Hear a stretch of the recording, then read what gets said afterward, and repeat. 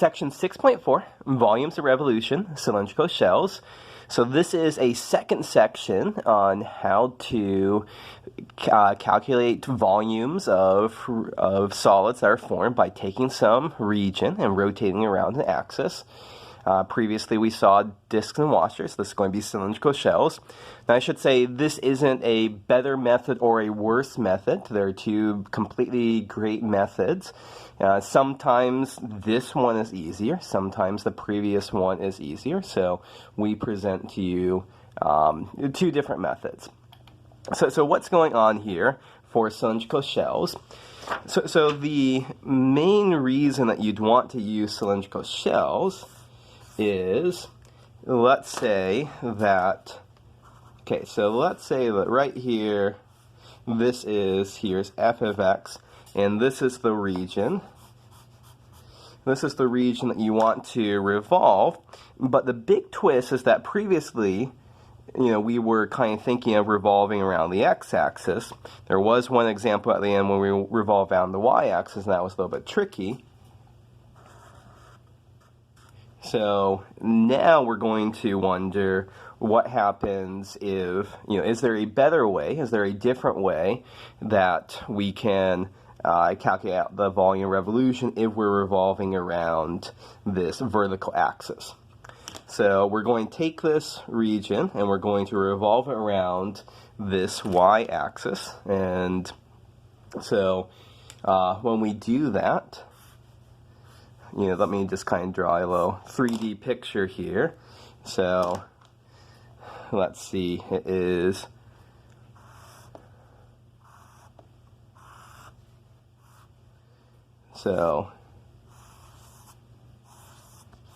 something like this is going on here. This is the region that we end up with after this is a 3D region that we end up with after we do our revolution.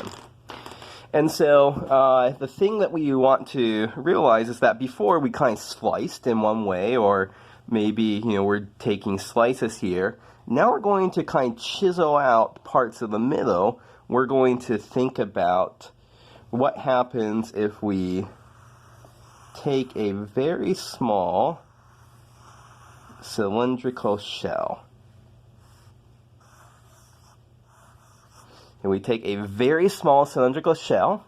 What's going to be the volume of the cylindrical shell? And then we're going to have lots of these small cylindrical shells. We're going to add up all of their volumes, which we're going to do with an integral. And so that's basically the setup that we're going for. So like this cylindrical shell, this corresponds to, basically we take this little chunk along the x-axis, this region right here, and then rotating around, that this cylindrical shell corresponds, this little strip here corresponds, when we rotate it around, corresponds to this thin shell. Okay, so what is the volume? So if we start here, what's the volume of the shell over here? Well, let's slap some numbers on here. Let's have R1 and R2, and we'll say that R bar, the average, is halfway in between R1 and R2. Okay, so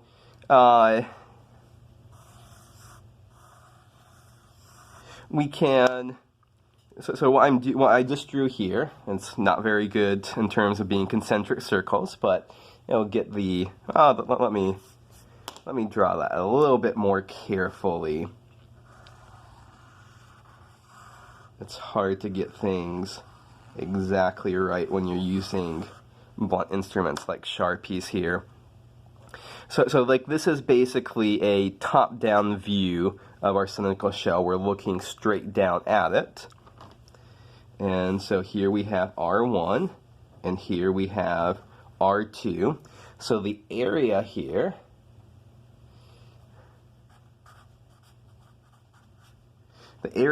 is going to be pi times R2 squared times R1 squared. That's that's going to be that area for that if we want it. Turns out we don't care as much about that. The thing that we do care about is the thickness. And the thickness of the shell is going to be R2 minus R1, which we'll just call dr. We'll think of that. We're going to be taking that as an arbitrarily small number in the near future. And the radius is going to vary a little bit, but we're going to estimate the radius all throughout the ring as our average here. Okay, so we need to go to a new slide here, and now we're going to figure out the volume of the shell. So if we just took the volume based off of the outer circle, that would produce some cylinder, some larger cylinder here, and the volume of our larger cylinder is going to be pi times the larger radius squared times h. So note here, volume of a cylinder is the area of the base, pi times the radius squared, times the height of our cylinder. And here comes the volume of the smaller one, the one that's based off of R1 here. So that's going to be pi times R1 squared times h. Okay, so we see we have a pi times h in each term there. So let's factor that out. R2 squared minus R1 squared, difference of two squares. And so we can say, hey, that's R2 plus R1 times R2 minus R1. And at this point, R2 plus R1, that's twice our average here. So we're going to replace this with 2 times the average. And R2 minus R1, we said that's the thickness. We said we're going to call that dr. So where are we right now? We have pi times h times 2 times r bar dr.